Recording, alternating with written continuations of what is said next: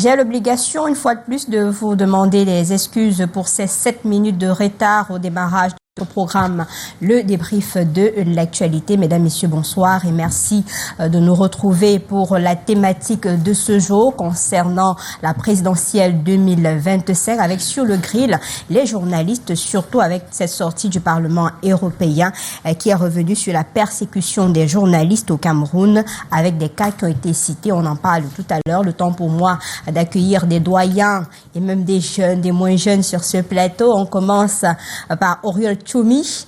Il est journaliste et directeur de publication sur le plateau de ce soir. Bonsoir. Bonsoir Lille, merci de me faire l'honneur de participer à cette émission pour aborder une thématique aussi cruciale pour la profession de journalisme. Je suis content d'être convié. Je dis bonsoir à tous les spectateurs de Le Débrief et à tous ceux qui nous regardent depuis Tonga. Merci à vous d'être venu. Cyril Kuete, il est président de l'Association des journalistes d'investigation pour ce qui est de la région de l'Ouest de Cameroun. C'est une première ce soir. Bonsoir. Bonsoir Lille, bonsoir aux aînés sur le plateau, bonsoir à l'ensemble des téléspectateurs de Canada International. Permettez-moi de démarrer, de passer un bonsoir à quelques personnes qui travaillent. Vraiment, non, là je vais saluer le président directeur général de Canada 2. Permettez-moi de non, une seule personne, parce que c'est pas une émission de dédicace, on a commencé tard, donc c'est vraiment quelques secondes. Vous ne pouvez une personne. Vraiment, oui, je salue également le préfet du Logo-Néchari qui se bat énormément pour la sécurité transfrontalière. Merci beaucoup. Lorsqu'il y a des personnes qui travaillent bien pour la République. Merci beaucoup. C'est sur d'autres plateaux qu'on fait ces salutations dédicaces là. Ici, c'est le débat. Peut-être à Djambo pourrait le faire ou à Canal Matin. Mais ici, c'est pas une émission de dédicace. Alors, lui, c'est un enseignant en journalisme. Il a toujours sa casquette de journaliste, syndicaliste aussi dans l'âme. Charles Cacharel Ngafongang, bonsoir. Bonsoir et aux nombreux téléspectateurs de Canada International. Merci à vous d'être venu sur ce plateau. Le doyen, senior journaliste, plus d'une 40aine d'années d'exercice de ce métier, Michel Michaud-Moussala. Bonsoir.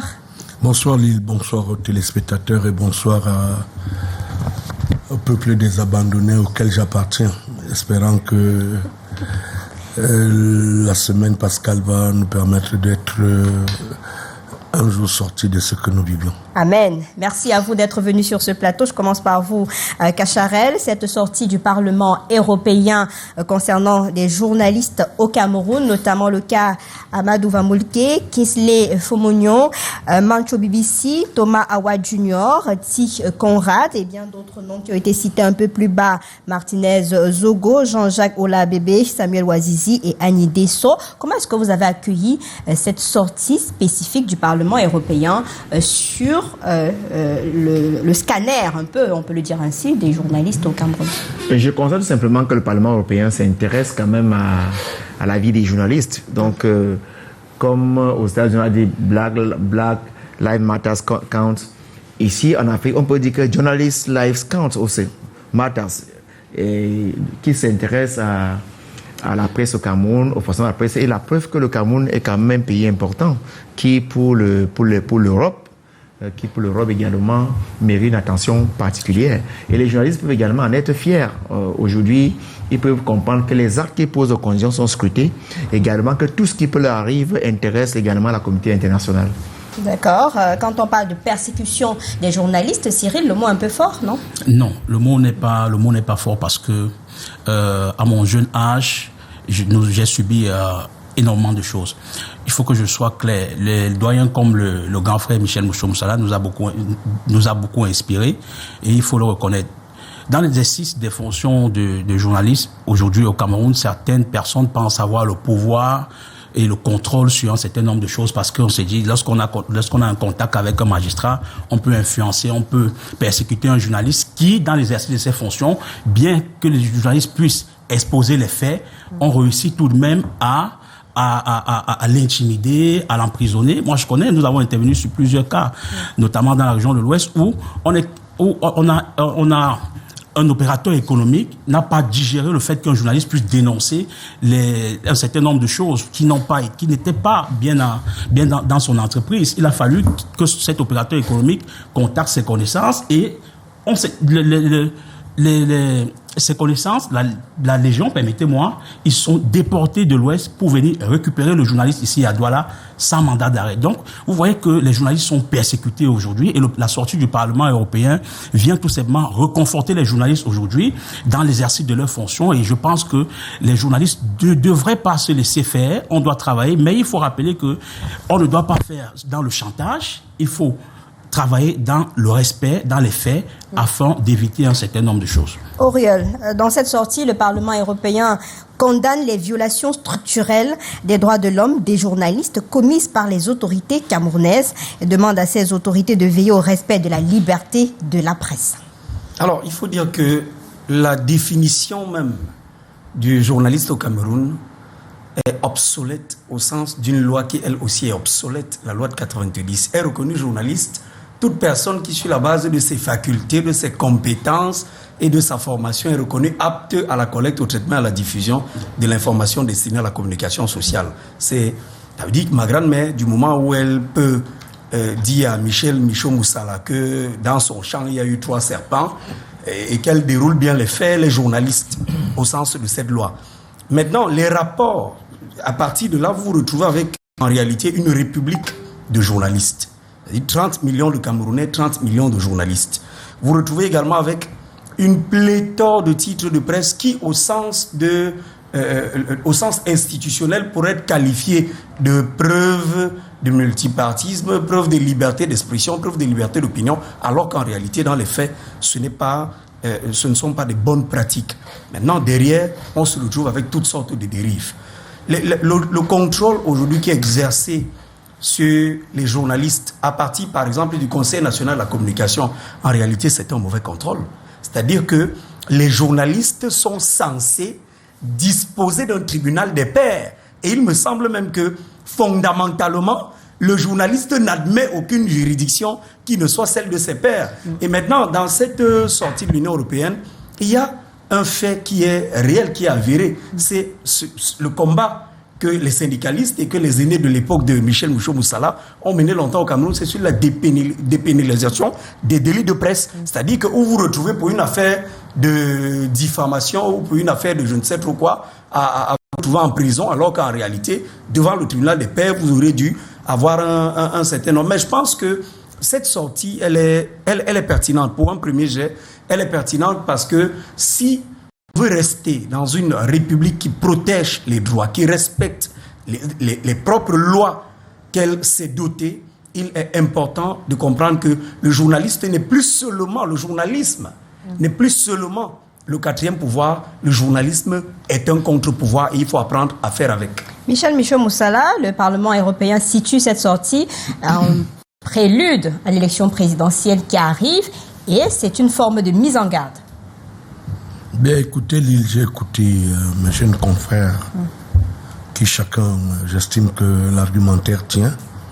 Ben, au-delà de l'esprit identitaire des individus cités dans le communiqué du Parlement européen, il est ici question de parler des libertés, des libertés individuelles. Parce qu'en réalité, au-delà du journalisme, c'est des citoyens camerounais, pour certains, pour un oui ou pour un non, peuvent se retrouver derrière les barreaux. Voilà, derrière les barreaux. Et que si nous voulions être dans des entités de modernisme social, nous tous, nous sommes dans la logique de la parole libre. Parce que M. Biya lui-même a dit qu'aucun Camerounais n'a le droit de prendre le maquis pour s'exprimer. C'est le président de la République qui l'a déclaré. Partons tout simplement sur cette base. Et pour retrouver la parole, donner au-delà du métier, le segment du métier du journalisme a sa particularité. Parce que tout le monde n'est pas appelé à exercer ce métier. Les avocats l'exercent avec un certain canevas. Et je crois que je peux citer les Fongang qui sont venus quelques années après nous dans le corps du métier.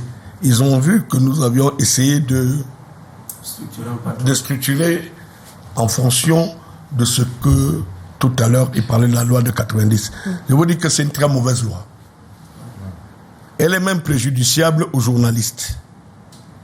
Parce que si vous la lisez, vous la parcourez comme moi je l'ai parcouru pendant des années. Je crois que personne ne le démentirait parce qu'on sait au moins que je suis pas à moins de 140 procès dans la presse. Mais comment vous pouvez gérer une loi, vous journalistes, si on ne se mobilise pas pour critiquer l'esprit dont le législateur ait pu faire? Vous êtes journaliste, on vous poursuit pour diffamation ou pour dénonciation calomnieuse. Vous venez devant un juge, un magistrat, pour, avec des documents certifiés, montrer au juge que voilà pourquoi je me suis présenté pour critiquer ou dénoncer un fait. On vous dit que les documents que vous ameniez ne tiennent pas. C'est la loi. Elle est là, malheureusement. Pas du tout. Alors, si vous êtes devant une telle situation, il faudrait bien que la corporation soit organisée. Et je crois que les syndicalistes, les Fongan qui ont mis un processus syndical en place. Moi, quand j'étais président du patronat de la presse, il me souvient que quand on avait interpellé Aman Mana, l'année ne me revient plus, dans le cadre d'un article de presse, on s'était mobilisé en patronat. Nous nous sommes retrouvés à Yaoundé et on a mobilisé tous les confrères. Et il me souvient que quand l'autorité a su que nous venions, on s'était dit, bon, allons nous tous au secrétariat d'État à la Défense, là où était Aman Mana, pour qu'on nous enferme tous. On nous aurait brutalisés, mais le même jour, on nous a donné des garanties de repartir et quelques heures après, Aman Mana nous avait retrouvés. Et je le dis, il est encore vivant, il est témoin. C'est l'inorganisation professionnelle qui peut faire à ce que les gens instrumentalisent, en arrivent à voir comment on peut individualiser la capture d'un journaliste et que les autres n'en parlent pas. Je suis souvent peiné que nous sommes sur un plateau de télévision. Nous écumons, c'est nous qui invitions les gens sur nos plateaux. C'est le journaliste qui invite ses invités, c'est le journaliste qui a le micro, c'est le journaliste qui a le bic pour rédiger les articles. Et que nous soyons, que nous n'arrivions pas à consolider le pouvoir que nous détenions de manière à ce qu'il nous soit rationnel, qu'il nous soit profitable. Et c'est ça qui me paraît bizarre, vraiment, ça me paraît bizarre. On va venir sur ça tout à l'heure. Le Parlement a mis beaucoup de considérants, Charles, considérant que la liberté de la presse au Cameroun se détériore, considérant que T. Conrad, Mancho BBC, Kingsley Fomignon, Thomas Awa Jr. sont des journalistes qui ont rendu compte de la situation dans les régions anglophones, y compris des abus commis au cours du conflit armé et des troubles civils persistants. Kamadou Valmouké, journaliste en mauvaise santé, a été condamné à 32 ans de prison pour sa gestion indépendante de l'organisme public de radiodiffusion, considérant que les journalistes Martinez Zogo, Jean-Jacques Olabébé, Samuel Ouazizi et les autres ont été tués entre 2019 et 2023 et que de sérieuses questions concernant l'obligation pour les auteurs et de ces crimes de répondre de leurs actes demeurent sans réponse, d'où cette condamnation et cette interpellation des pouvoirs publics à reprotéger, revoir la structure même de ce métier et des hommes qui pratiquent ce métier au Cameroun. Oui, toutes ces considérations-là sont fondées. Les considérations fondées, effectivement. La liberté de presse se détériore. Et tous ceux qui ont été interpellés, chacun à son niveau, à un moment ou à un autre, poser des actes, décrire la situation, soit dans les régions anglophones, soit dans les expansions, dans les lieux où il est.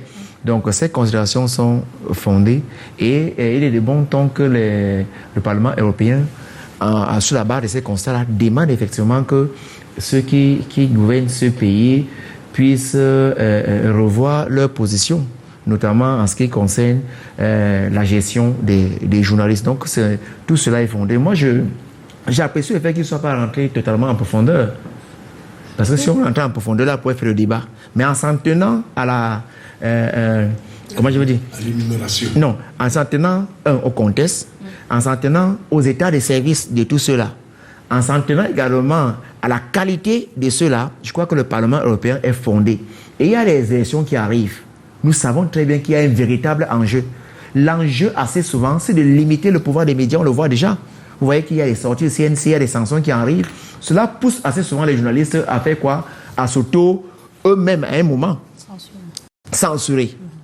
Et là, le taux s'ensuit parce que les gens ont peur de ce qui pourrait arriver. Il y a également que, Cyril l'a tout si bien dit, c'est que vous avez quand même des personnes qui estiment avoir des positions de pouvoir, qui se servent de cette position-là assez souvent également pour intimider la presse. Donc, c'est une sortie qui vient à point nommé. Il est temps que ceux qui dirigent ce pays puissent prendre cela en considération. Mais ce n'est pas également une invite pour les journalistes à ne pas faire le travail.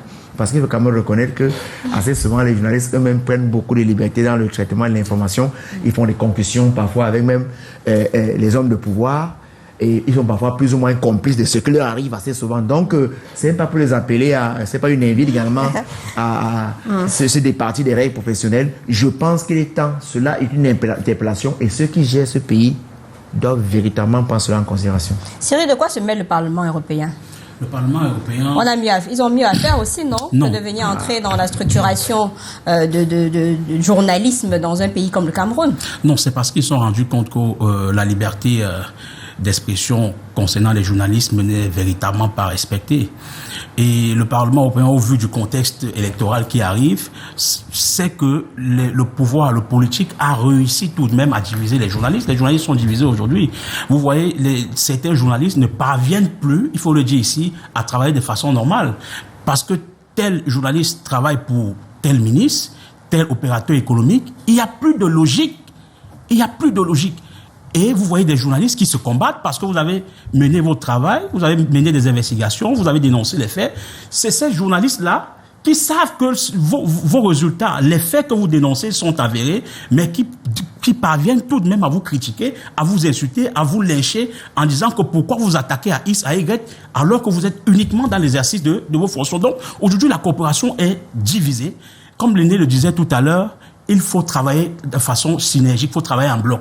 Il y a des syndicats, je vous assure, sur le terrain, il y a des syndicats qui ne travaillent pas pour la défense de l'intérêt des membres. J'en connais énormément, mais je ne peux pas citer. Ils travaillent pour les intérêts personnels. Et c'est tout cela qui fragilise la coopération. C'est la raison pour laquelle certains opérateurs économiques, certains hommes d'affaires savent déjà que si les journalistes sont divisés, on peut tout de même les balancer à gauche, les balancer à droite, comme des vauriens. Pourtant, c'est un métier noble.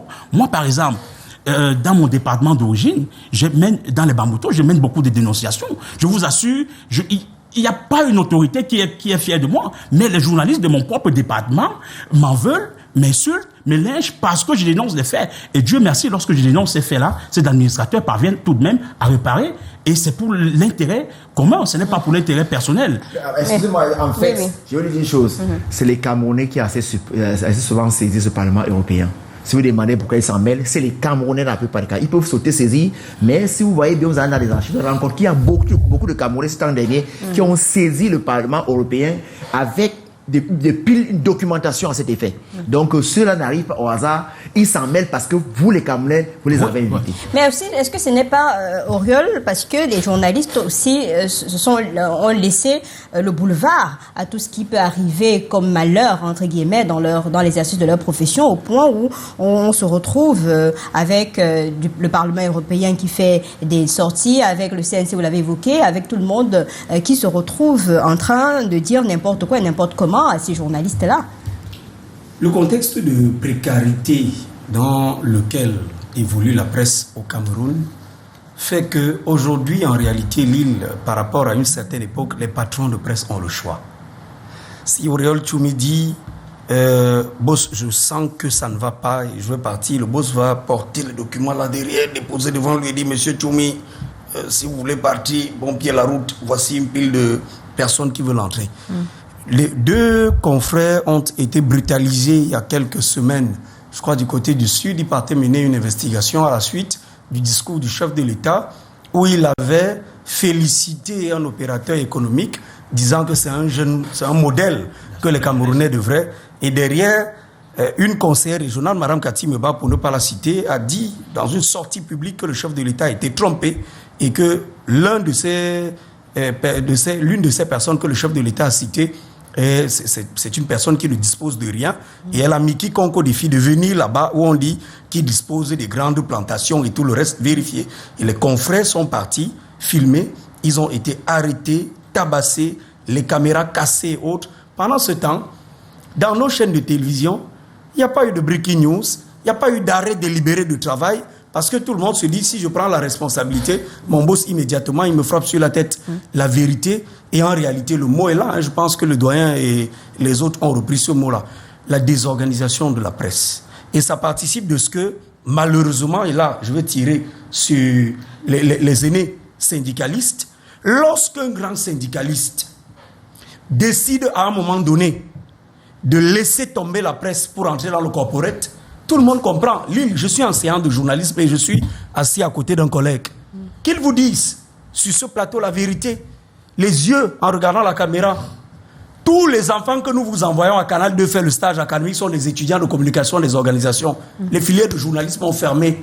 Vous n'avez plus que quelques... Pas fermé, ça non, attendez, je veux dire, mais Lille, quand je faisais... Faut nuancer un peu. Non, quand je faisais, je veux dire, aujourd'hui, mais attendez, l'année dernière, j'ai enseigné dans un IPES 2 étudiants, il est là. J'avais 2 étudiants en journalisme et en communication des organisations, j'avais une trentaine. Presque partout, aujourd'hui, à Douala, il n'y a plus qu'un seul IPES qui a la filière de journalisme à Douala. Et du côté de Yaoundé, il n'y a plus que l'ESTIC et de l'autre côté, sans publicité, Siantou. Donc, aujourd'hui, en réalité, le journalisme s'est démystifié. Les hommes de médias, pour être honnête, je deviens journaliste, c'est Alain Bélibi. Je ne l'ai jamais véritablement rencontré pour lui faire part de ce témoignage. Par moi, hein? Oui, c'est Alain Bélibi. À la maison, quand je rentrais de l'école, je disais bonjour. Et j'avais un oncle qui est père à son âme, le professeur Tchoua Félix, qui disait toujours, monsieur Alain Bélibi, appelez-le, il vient me donner ma béquille là. Et donc, aujourd'hui, on n'en a plus de modèles. On n'inspire plus. On bâche sur les benskins, on mange dans des taudis, on dort dans des quartiers et on vit une relation incestueuse. Et je sors avec un dernier point. Il a évoqué ça, mais comme si c'était une blague. Ce n'est pas une blague. Le gouvernement camerounais fonctionne aujourd'hui de telle sorte que chaque ministre nommé par Paul Biya pense qu'il a le pouvoir de créer sa presse. Aujourd'hui, vous avez un ministre qui arrive dans la ville de Douala. Je suis rédacteur en chef d'une chaîne de télévision, j'envoie des équipes et on ne les reçoit pas en disant qu'il n'y a que la CIA TV et un média privé de Douala. Et je demande pourquoi le média privé de Douala. On dit, mais attends, c'est le poste du ministre. Donc, on se retrouve, tous les ministères à Yaoundé. Pour compléter, parfois le ministre se déplace avec les journalistes de Yaoundé. La revue de presse. Aujourd'hui, je structure et tout le monde dit, tu fais comme un certain patron de presse qui disait que ça ne passe pas dans mon journal. Je leur dis, mais écoutez, tu prends la revue de presse le matin, tu te retrouves avec, en dehors, je m'excuse, de mutation, le jour et peut-être la Nouvelle Expression et quelques 2 autres, et les médias anglophones là, Guardian Post et tout, le reste, Michel Michaud Moussala, l'homme qu'il faut à la place qu'il faut, Auriol Tchoumi, le plus beau ministre de la République, mais on est dans un environnement pourri, complètement pourri. Alors, comme on a un doyen sur ce plateau, est-ce que c'est ce scanner-là qui amène le Parlement européen à venir se positionner? Parce que là, on parle de l'élection présidentielle qui arrive, on parle des journalistes qui sont arrêtés, molestés, censurés de façon globale, mais c'est le moment aussi de faire l'autopsie générale. Oui, Lille. Est-ce que nous-mêmes J'imagine, je vois Cyril parler avec le cœur. Auriol, je vous en prie. Je le comprends. Et c'est tout à fait. Mais c'est même aussi à cause des gens comme Auriol comme ça qu'il y a des problèmes, hein, parce que Auriol aujourd'hui a casquette journaliste, il est dans la politique, il est du partout. Ça fait en sorte aussi qu'à un certain moment, on ne sait plus si on doit croire aux journalistes. C'est un peu malheureux parce que en réalité, dans un pays normal, conforme aux instruments de la démocratie, même la presse, c'est pas moi qui va dire aux enseignants, même la presse, on aurait pu étiqueter que ça c'est une presse de gauche, hein, Fongan, ça c'est une presse de droite. Ça, c'est une presse du centre. Et ce débat n'aurait pas eu lieu, à savoir que si Aurore plus est de gauche, qu'on comprenne qu'il a ou de droite ou du centre. Donc, ça dépend des lignes éditoriales. Mais ce pourquoi je suis un peu gêné, c'est que est-ce que le système politique, nous, dans les combats de 1980, parce qu'en réalité, entre 80 et 85, nous ne parlions que des chiens écrasés. Jusqu'en 90, la presse n'avait pas droit au chapitre politique. Des analyses politiques n'ont pas existé.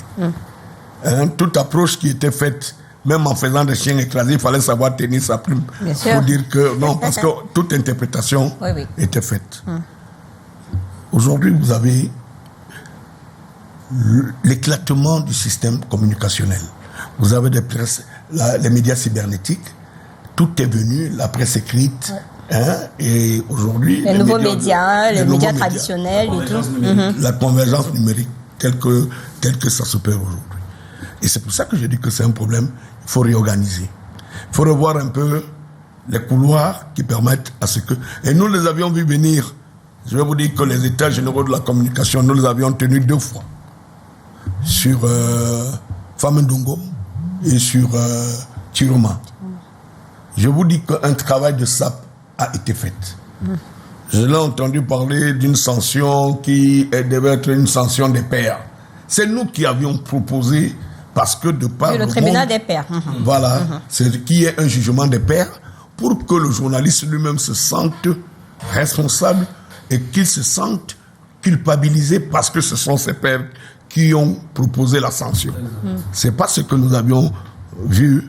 Au contraire, je vous avoue que les jeunes, venez prendre la substance des résolutions des États généraux, des derniers États généraux de la communication. Vous allez lire les propositions et ce qui a été fait comme... Mais ça fait quoi dans les tiroirs au lieu de les sortir? On fait les États généraux pour bien... C'est pas nous qui avions qualité à publier. Le ministre de la Communication, à son temps, devait saisir la présidente de la République.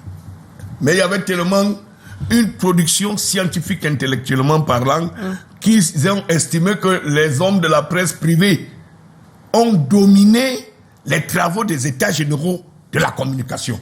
Ce qui fasse que eux, en voyant les travaux, les résolutions des travaux, ça défavorisait le système politique en place, s'y mettait en place, s'y prenait en compte le travail abattu par les confrères pendant les États généraux de la communication. Le contexte actuel pour lequel vous allez couvrir les élections, pour lequel l'Union européenne, le Parlement européen interpelle les autorités camerounaises, est tout à fait parce que le danger s'est opéré tout récemment avec l'attitude, la qualité du langage tenu dans les médias.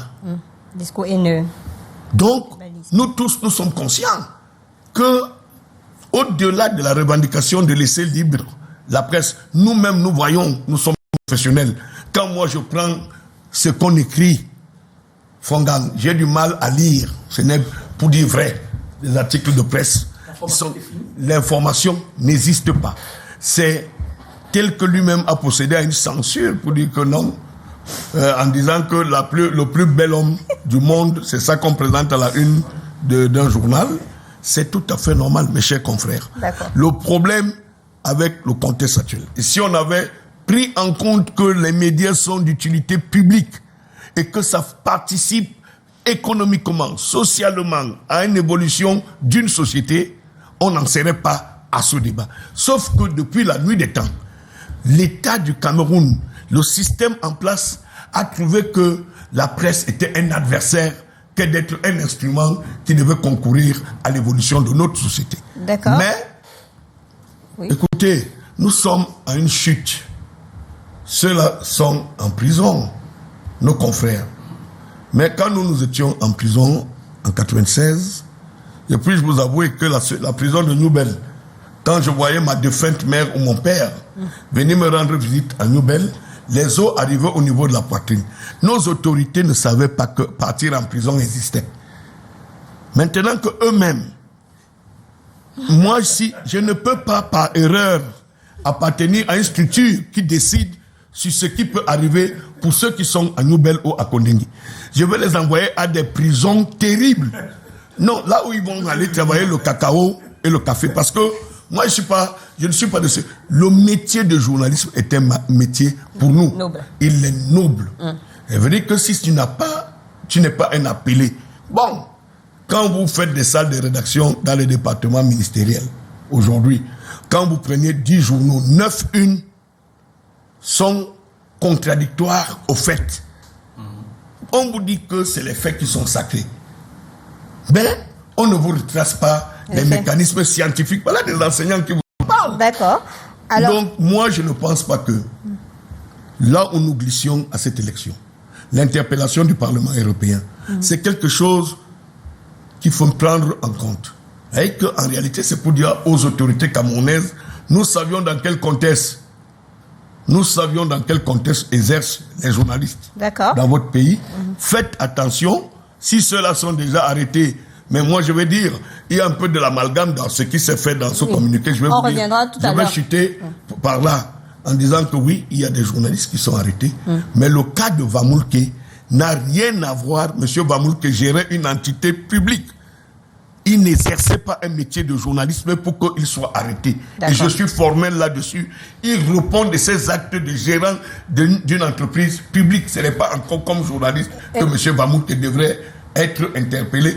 Que l'Union européenne demande la libération de ce monsieur ou bien d'autres. Mais qu'on nous laisse les journalistes, que eux, au moins qu'on sait pourquoi ils sont interpellés. C'est pour ça que je voudrais poser la question, est-ce que cette sortie, c'est véritablement pour la liberté des presses ou alors c'est des enjeux politiques derrière? Parce que quand vous regardez le nom des personnes citées ici, vous avez l'impression que ça n'a véritablement pas un lien direct avec la liberté de presse et le climat de la presse dont on parle. Je pense que la lecture qui a été faite par les confrères ici nous détourne un peu du vrai sujet. C'est-à-dire qu'on passe un peu ici aux critiques, la presse c'est quand on parle de presse, tout le monde... Sur le prisme de la critique, j'ai vu Oriol Tsoumi qui était très excité. J'ai également vu le grand frère Michel Mouchoum Salam. Mais il faut noter qu'ils sont des patrons de presse, donc ils ont une très grande part de responsabilité. Parce que Oriol ici, quand il parle de médias qui s'écrivent des lois qui sont mauvaises, mais il fait partie de ceux qui en ont bénéficié de ces lois-là pour créer des médias. Je ne sais pas s'il peut citer le nom d'un seul journaliste qu'il a employé, à qui il a payé un seul salaire. Donc, il y a une situation ambiante qui profite à une catégorie de personnes. Mais je ne comprends pas. L'État du Cameroun, l'État ne veut pas d'une presse libre, ça on le sait. C'est-à-dire qu'on ne peut pas aujourd'hui classifier l'État du Cameroun, le mot de gouvernance, avec ce qu'on a un peu en Occident, un peu partout. C'est-à-dire qu'on peut comprendre que on se retrouve dans cette situation-là. L'État n'a pas besoin d'une presse forte. Mais le grand frère Michel l'a tout expliqué. L'État n'en a pas besoin. Mais il revient donc aux journalistes de se battre pour repousser l'État dans ses limites, dans ses principales intentions. Donc, on ne peut pas attendre que spontanément, que l'État change. L'État est dans son rôle, dans cette dynamique-là, de vouloir fragiliser la presse. On est dans cette dynamique.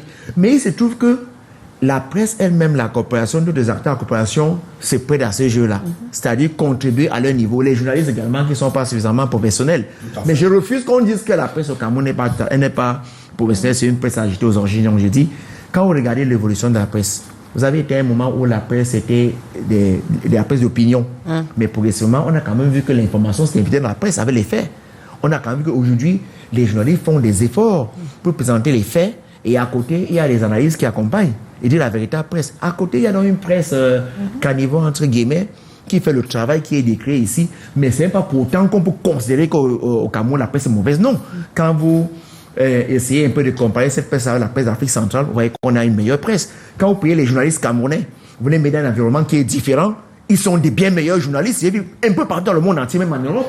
Ils sont de bons journalistes. Donc, c'est l'environnement. C'est la précarité ambiante qui peut faire qu'assez souvent, même de bons journalistes se retrouvent en train de poser des actes qui sont regrettables. Mais dans les faits, si on juge la presse camerounaise, dans son ensemble, on ne peut pas dire que c'est une presse qui est totalement mauvaise. Je dis, la sortie du Parlement européen est recevable. Est-ce que l'enjeu, au regard des noms qui ont été cités, comme vous le dit, et je crois que ce sont les noms qu'ils ont pu avoir. Nous sommes venus ici pour faire le débat sur les actes posés par les journalistes pour savoir si c'est des actes en rapport avec la liberté de la presse ou pas. Est-ce que c'était des délits de presse ou non? Même ce que leur reproché n'a rien à voir avec les délits de presse. Donc, je ne sais pas si on pourrait en arriver là, ça c'est clair. Vous pouvez le dire, hein, donc. Oui, mais malheureusement, comme je dis, est-ce que de par leur qualité, sont des journalistes? Je dis oui. Est-ce que c'est des gens qui, à un moment de leur vie, ont quand même posé des actes qui peuvent pousser peut-être l'État du Cameroun en avant après eux? Je dirais également oui, parce que bon, moi je n'ai pas tous les actes. Vous qui êtes un aîné de la presse, est-ce qu'il y a des journalistes détenus actuellement au Cameroun? Non, il y a des journalistes en prison, mais je dis donc ceci. Non. Il y a des journalistes qui sont en prison. La question serait de savoir, est-ce qu'ils y sont pour des articles pour des délits de presse? Là est toute la question. Est-ce qu'ils y sont pour les délits de presse? Là, cela est encore discutable. Mais il y a des journalistes en prison. Y sont-ils parce qu'ils ont posé des actes de production de contenu? Là encore, toute la question. Mais maintenant, si ces gens avaient été jugés depuis qu'ils sont là, si les verdicts avaient été prononcés, on en aurait eu le cœur net, on en serait plus ici en train de discuter. Donc l'État du Cameroun a sa part de responsabilité. Quand vous avez Vamoulke qui en est à plus de 300 renvois dans une affaire, vous pensez que là, on ne peut pas y voir derrière d'autres subterfuges? On peut croire qu'il y a des règlements de compte. Quand vous avez des journalistes qui sont arrêtés depuis très longtemps, qu'est-ce qui peut justifier qu'ils soient encore? Il y a ceux qui sont décédés, qui ont été tués. Hein? Voilà, donc en fait, je pense même que c'est le fonctionnement de l'État qui est questionné. Donc on se dit, donc, avec les élections qui arrivent, alors, il est donc temps d'interpeller l'État du Cameroun par rapport à ces cas-là, pourquoi on n'en arrive pas là. Donc je crois que c'est le comportement du pays lui-même, des acteurs de la justice et tout le reste, qui pousse normalement le Parlement à s'y intéresser. Si quelqu'un est poursuivi pour des actes, au bout de 3 mois, je pense 6 mois, que le verdict soit rendu, Martinez Zogo, qu'est-ce qui peut justifier que plus de 2 ans plus tard, qu'on puisse même pas déjà avoir des premiers signaux d'une condamnation quelconque. Donc, je pense que c'est l'État du Cameroun par son fonctionnement, les mécanismes qui sont mis en place qui amènent le Parlement européen aussi à s'y interroger. Et je pense que le Parlement européen est dans son droit. Cyril, il y a justement ce Parlement qui demande à l'Union et aux États membres d'aborder avec les autorités camerounaises les cas des journalistes détenus, demande à l'Union d'utiliser son influence diplomatique et économique pour obtenir des améliorations tangibles en matière du respect des droits de l'homme, notamment même pour les journalistes dans l'exercice de leur fonction. Maintenant qu'on est à quelques mois de la présidentielle, est-ce que ça aura un impact sur le travail même des journalistes? Oui, je pense que cette sortie du Parlement en cette période électorale est très stratégique. Parce que vu le contexte de la presse, le contexte électoral au Cameroun qui va dans presque tous les sens depuis un moment donné où chaque acteur politique essaye de tirer la couverture de son côté. C'est vrai, c'est normal, ce sont des enjeux politiques. Il faudrait en ce moment que les journalistes essayent de se ressaisir, de ne pas tomber dans ce piège parce que le gouvernement est prêt à tout. Aujourd'hui, on a vu le cas Martinez Zogo qui a plus de 2 ans. Il n'y a pas que le gouvernement, même les leaders d'opinion peuvent manipuler l'opinion. Oui, le politique en général. Tout à fait. Le politique en général est prêt à tout. J'interpelle les confrères, les journalistes à ne pas se laisser manipuler parce que je vous assure, la corporation va très mal. La plupart des confrères aujourd'hui ne respectent plus ce qu'on appelle la déontologie. La déontologie a foutu le camp, permettez l'expression, et on doit s'auto-réguler. Chaque journaliste doit s'auto-réguler aujourd'hui, c'est très important. On ne doit plus se laisser manipuler parce que la précarité du journaliste fait en sorte que chaque politique essaie à sa façon de gérer la presse en bafouant même la déontologie. Et aujourd'hui, je vais tout simplement interpeller encore les confrères sur la sortie du Parlement. Il faut travailler, il faut rendre les faits parce que les faits sont sacrés en journalisme. On le dit, on a vu des aînés. J'ai particulièrement assisté à une scène il y a quelques années du grand frère Michel Moussala au parquet ici à Bonandio où il a produit des faits, mais il était persécuté. Nous sommes persécutés aujourd'hui dans l'exercice de nos fonctions, mais ça ne va pas nous obliger. Moi, par exemple, je prends mon cas. J'ai travaillé j'ai dénoncé certains dossiers, mais après, on m'a proposé de l'argent. Les gens de mon département le savent. Je veux pas entrer dans les détails ici, mais on m'a proposé de l'argent que je n'ai jamais pris. Aujourd'hui, les gens de mon département le savent. Aujourd'hui, les opérateurs économiques, parce que j'ai dénoncé des faits. Vous parlez beaucoup vous avez un problème avec les opérateurs économiques parce que vous parlez trop des opérateurs économiques. Oui, parce que la plupart, ce sont les opérateurs économiques qui pensent avoir le pouvoir sur les journalistes parce que ces journalistes n'acceptent pas. Ce n'est pas tout le monde qui accepte les forfaitures, ce n'est pas tout le monde qui accepte de prendre de l'argent pour bafouer les faits. Ce n'est pas tout le monde qui accepte de prendre l'argent pour torpiller la vie de certains compatriotes. Non. Dans le cas, même nos grands frères, c'était les opérateurs économiques, ils le savent. La plupart de ces affaires. Donc, il faut qu'on travaille. Il faut qu'on respecte la déontologie. C'est la première des choses, la déontologie, et que les journalistes apprennent à faire l'autorégulation, c'est très important. Auriol, il faut qu'on fasse notre boulot. Parce que je pense aussi que si on faisait entre nous notre boulot et qu'on s'évaluait et que même le syndicat, les pairs, organisait des séries de formations, de recyclage, de nous adapter aussi avec l'évolution du temps et dans un contexte aussi sensible comme celui-ci où le journaliste aura un rôle important à jouer. C'est le moment des fake news et tout ce qui va avec. c'est également un prétexte pour nous amener à faire notre propre... Quand j'ai été nommé rédacteur en chef d'une chaîne de télévision, DBS. Faut citer, c'est pas un problème. Hein. On n'est pas concurrents, on est des partenaires dans le travail quotidien. J'ai saisi le SNGC pour proposer au SNGC de venir faire une séance de formation parce que je m'étais rendu compte que dans ma rédaction, non seulement il y a beaucoup de jeunes, mais qui en réalité sont des débutants dans le métier et que même ceux qui étaient là depuis longtemps ne maîtrisaient pas véritablement ce qu'on appelle le journalisme. Un matin, je pose une question. Qui sait ce que c'est que la charte de Munich? Personne ne savait ce que c'est que la charte de Munich. Ça dit que la carte d'identité, non, l'acte de naissance pour un enfant qui arrive au monde, ils ne savaient pas ce que c'est, pourtant ils pratiquent le métier. Mais je peux vous dire que jusqu'à aujourd'hui, le SNGC n'est pas passé. Ça arrive, ils sont en train de faire le tour. Hein. Ils vont certainement arriver à DBS. Voilà. C'est pas son rôle, forcément. Non, au-delà de ça, j'ai vu le SNGC en train de faire des tournées pour recueillir des informations et réorganiser... Je n'accuse pas le SNGC, mais je veux dire que les formations, elles sont importantes. Elles sont importantes, mais il n'y a pas que le syndicat pour former. Même en interne, combien de médias, même en interne, disposent d'une unité de recyclage et de formation? Ça peut se faire par les spécialistes. Les séminaires. Ça peut se faire par des séminaires, ça peut se faire par des ateliers. J'ai juste souri quand il a dit qu'il est menacé, on lui a proposé de l'argent. Non, ma petite expérience à moi, on m'a tabassé, bastonné à 2 reprises. D'abord, au bureau de lutte contre la haute criminalité, ici à Douala, à la Légion de gendarmerie, et ensuite à la PJ pour des chroniques. Ce qui est grave, c'est que j'avais contacté, pendant que je souffrais, parce que à la police, c'était moi. À la police, c'était beaucoup plus des coups de poing, des petits trucs. Après, on a posé ma main et un ancien délégué, aujourd'hui à la retraite, a pris une barre de fer là, il tape. Bon, heureusement, tu écris avec quelle main? J'ai menti, la main gauche. Et on a posé là, on a arrêté et il me tapait. Sauf que, à la Légion de gendarmerie, j'ai été fessé de pratiquement 16h30 à presque 19h30, 20h. C'est-à-dire qu'à un moment donné, mon cerveau je ne savais plus où j'étais. Certains confrères ont réussi à dire que c'était dans le cadre du militantisme politique. Mais c'était des chroniques, et ces chroniques s'appelaient les chroniques de l'impossible. C'était dans le cadre des chroniques. Même si, plus grave encore, mon parti ne m'avait pas soutenu. Mes camarades m'avaient lâché.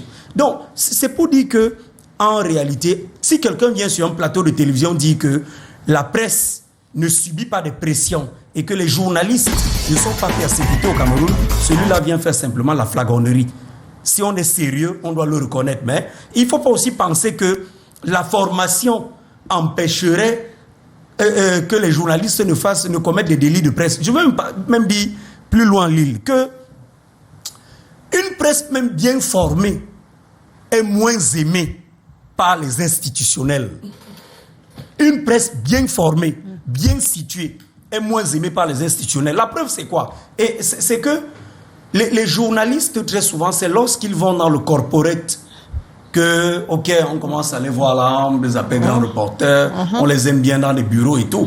Mais vous, l'île, Kiedou, vous avez pendant près de 2 mois, 3 mois ici à Douala, été crainte dans certains services ici de la ville. Quand on la voit, on dit, elle vient faire quoi? Celle-là vient chercher quoi? Je me rappelle, j'arrive à la mairie de ville de Douala et j'entre dans un bureau, je me présente au Réal Tchoumi, je vois tout le monde tourne la tête pour me regarder. Tout le monde tourne la tête. Donc, aujourd'hui, il y a un fait, et Charles le soulignait, au-delà de la mise en œuvre d'une dynamique constitutive, d'une presse forte et indépendante, il y a que les relations incestueuses, elles doivent stopper. Pour qu'elles stoppent, il y a une seule chose à faire. Ça ne peut pas être comme Dieu a dit à Adam et Ève, ne mangez pas le fruit. Non, ça doit être institutionnalisé, c'est-à-dire que revoir la loi de 90 et faire de telle sorte que l'on vive aujourd'hui une émergence d'entreprises de presse véritablement structurées. Voilà, pas m'appeler, il a raison de le dire. On ne peut pas appeler Oriol Tchoumi DP et on appelle M. Emmanuel Chatué DP. alors qu'Auriol Tchoumi, en réalité, n'a même pas 3-4 journalistes qu'il paye. Voilà. Et que M. Chatué paye près de 200 personnes. D'accord. Il y a des messages qui arrivent. Hein. Bonsoir le plateau. L'autre fait aussi, c'est que les hommes de médias ne sont plus protégés dans la société camerounaise. Plusieurs ont peur aujourd'hui de traiter des sujets à cause du risque élevé sur leur vie. Il faut compter sur la force des réseaux sociaux pour être sauvé en cas de menace ou de disparition d'un journaliste. Il y a trop de persécutions contre les journalistes. Comment on fait pour sortir? Ça, c'est un message de Valgadine. Hein. Comment on fait donc finalement pour sortir de là?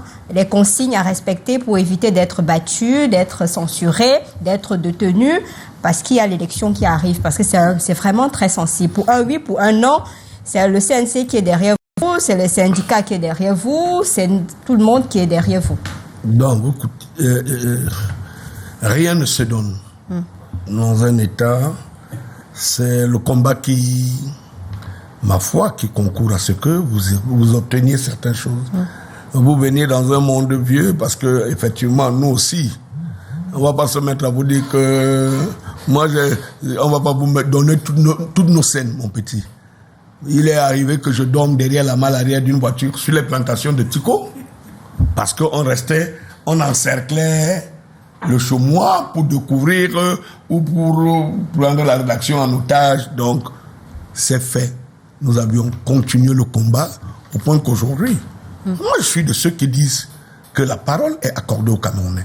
Quand vous écoutiez, M. Fongang, la parole, nous nous sommes battus, nous nous sommes sacrifiés pour que la presse, l'exercice du métier, comme je le vois, si tel que je le vois aujourd'hui, Dieu seul sait, il faut tout simplement canaliser les énergies, essayer de faire à ce que que nous devenions davantage plus professionnels que de croire que la parole n'est pas accordée. Moi, je lis des articles vraiment qui n'ont rien à voir avec le canevas journalistique. Donc, il faut le dire. Donc, aujourd'hui, comme Fongang le disait, je m'invite pas à critiquer l'esprit dans lequel le journalisme travaille.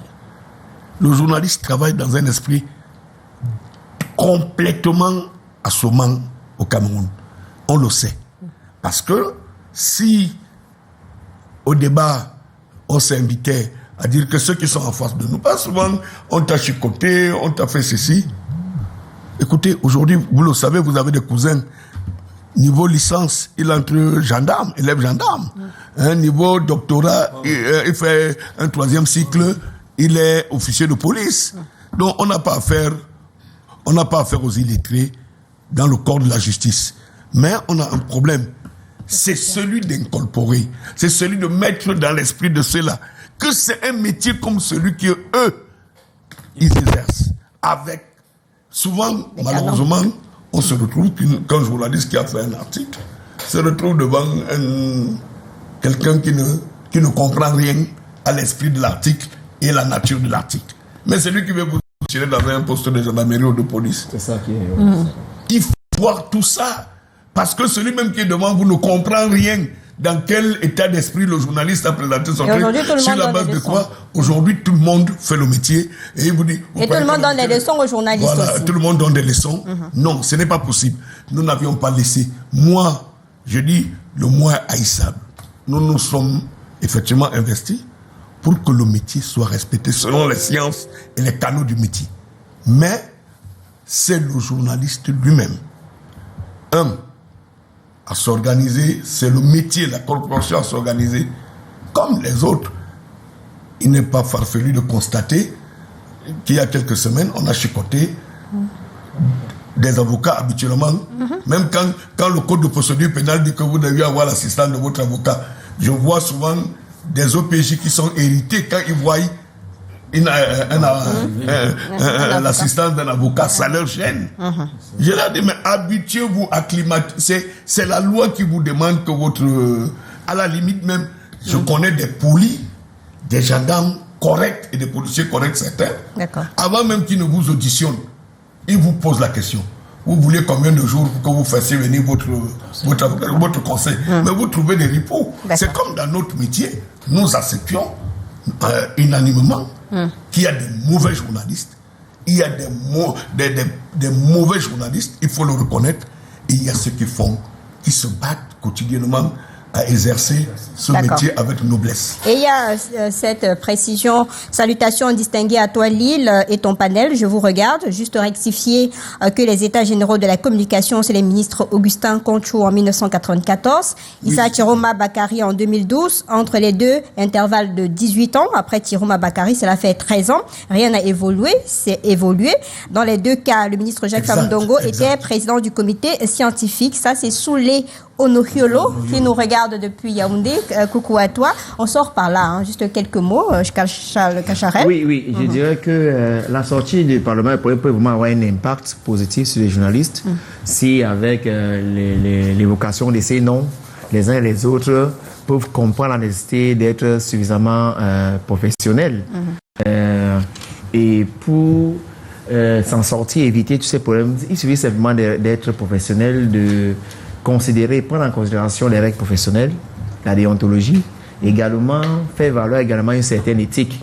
Tout cela est possible. Je remercie les organisations qui, depuis quelques temps, ont compris qu'il y a un grand enjeu à la présidentielle et qui ont engagé les formations des journalistes, donc recycler les journalistes pour qu'ils puissent être beaucoup plus responsables qu'ils ne le sont assez souvent, parce que nous sommes tous conscients, comme l'a assez bien dit Michel Moussala ici, effectivement, il y a des gens qui prennent des libertés avec le traitement de l'information. Je ne dirais pas qu'ils sont des mauvais journalistes, mais qui prennent des libertés avec le traitement des journalistes. Et en période électorale, effectivement, les journalistes sont ouverts il y a de la manipulation dans l'air. Donc, que chacun joue véritablement son rôle en prenant en compte le contexte de la manipulation qui s'ouvre déjà depuis quelque temps, et résister à cette manipulation-là en restant tout simplement professionnel. 30 secondes. Alors, je vais tout simplement interpeller les uns et les autres à être professionnels, à respecter, à s'implémenter dans la déontologie du métier afin d'éviter un certain nombre de choses. Et que les pères aussi viennent encadrer les tout petits.